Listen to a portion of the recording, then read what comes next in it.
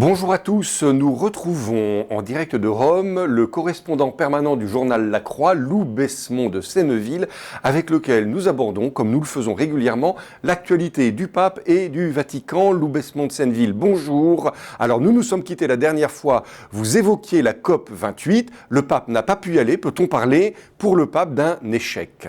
Alors effectivement, on peut dire que c'est un échec pour le pape François, c'est un échec personnel parce qu'il a dû renoncer à ce voyage. Vous savez qu'il tenait beaucoup à participer à ces négociations climatiques du 1er au 3 décembre à Dubaï. Ça aurait été la première fois pour un pape dans ce genre d'institution, alors même si les papes ont déjà été évidemment aux Nations Unies, au Parlement européen, dans des instances multilatérales, mais dans des négociations climatiques, ça aurait été la première fois. Il a dû renoncer eh bien, à cause d'une inflammation pulmonaire et ses médecins ont expliqué au pape que l'inflammation pulmonaire et l'avion, puis l'air conditionné qui l'aurait environné à Dubaï, eh bien, aurait provoqué des risques d'embolie pulmonaire. Et donc, le pape a repoussé ce voyage 3 jours avant son départ, donc vraiment au tout dernier moment. Nous restons dans le domaine de la politique internationale avec la gravissime situation en Terre Sainte, en Israël. Quel est un peu le positionnement aujourd'hui du pape et du Vatican sur cette difficile question ? Alors, la position du Saint-Siège, c'est la position classique, en l'occurrence, qui est défendue par la diplomatie vaticane depuis plusieurs dizaines d'années. C'est celle d'une solution à deux États, Israël-Palestine, et celle d'un statut international accordé à la ville de Jérusalem. En particulier, ces points ont été développés par Monseigneur Gallagher, qui est un peu le ministre des Affaires étrangères du pape, à la tribune de l'ONU en septembre, lors d'une réunion consacrée à ce sujet, donc quelques semaines à peine avant l'éclatement de cette nouvelle guerre, avant l'attaque par le Hamas d'Israël, de l'État d'Israël. Heu, donc voilà, sur le plan diplomatique, c'est ça qui se poursuit. Le pape est très sensible, comme toujours, aux souffrances des 2 côtés, mais il y a une attention particulière qui est portée à la fois à la libération des otages. Le pape lance des appels quasiment 2 fois par semaine pour une libération immédiate et sans condition des otages, et en même temps, il est très sensible à la situation de Gaza.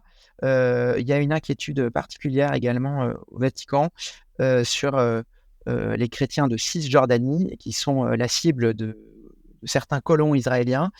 Donc voilà, c'est un sujet qui provoque beaucoup d'inquiétudes, mais on sent bien qu'au-delà du positionnement moral, la marge de manœuvre du Saint-Siège est extrêmement faible. Alors rentrons un peu dans la vie plus interne de l'Église, un sujet qui est un peu passé sous les radars médiatiques.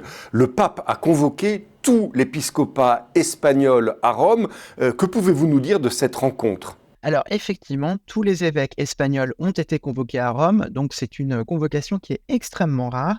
La dernière fois que des évêques avaient été convoqués comme ça de manière inhabituelle, extraordinaire, en dehors des visites qui sont prévues régulièrement, qui sont les visites à Limina, eh bien c'était les évêques chiliens. Les évêques chiliens, c'était au début des années 2015, avaient tous été démissionnés en bloc par le pape pour leur gestion calamiteuse des questions de pédocriminalité. Et donc, cette fois, les évêques espagnols ont été convoqués à Rome. Alors, effectivement, le motif officiel, c'était la réforme des séminaires. Le problème est assez simple en Espagne, il y a trop de séminaires pour trop peu de séminaristes. Et donc, il y a des luttes assez fortes entre évêques espagnols pour savoir quel séminaire va fermer, quel séminaire va rester ouvert, selon quels critères, avec quel professeur.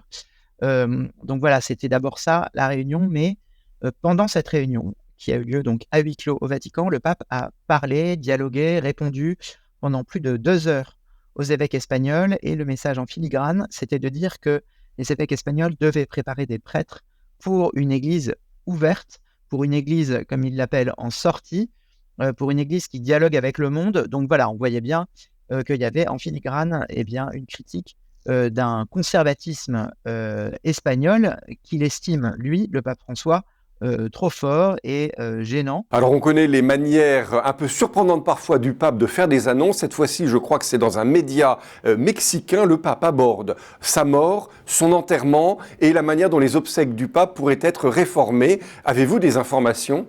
Oui, alors effectivement, c'est une annonce du pape François sur la chaîne de télévision mexicaine NMAS, N+, euh, à laquelle il a annoncé effectivement 2 choses. Sa volonté d'être enterré à Sainte-Marie-Majeure, donc en dehors du Vatican, et puis sa volonté de réformer les obsèques papales pour les simplifier, pour les rendre plus sobres. Alors de toute façon, quand on parle d'obsèques et de mort du pape au Vatican, ça bruisse toujours, mais quand c'est le pape lui-même qui en parle, ça bruisse encore davantage. Donc effectivement, ce sont des annonces qui ont suscité beaucoup de commentaires.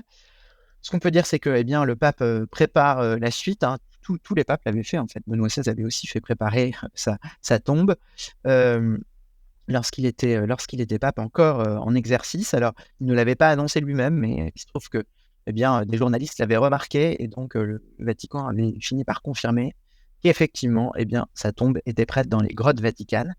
Ce qui est un peu exceptionnel, là, c'est donc cette volonté du pape d'être enterré en dehors du Vatican. Il le justifie en expliquant eh bien, qu'il est très attaché à la Vierge Marie et en particulier à cette figure de la Vierge Marie qui est à Sainte Marie Majeure, donc qui est une figure particulièrement romaine. D'ailleurs, avant et après chacun de ses voyages, vous savez qu'il va à Sainte Marie Majeure pour prier, pour confier son voyage ou pour remercier pour son voyage.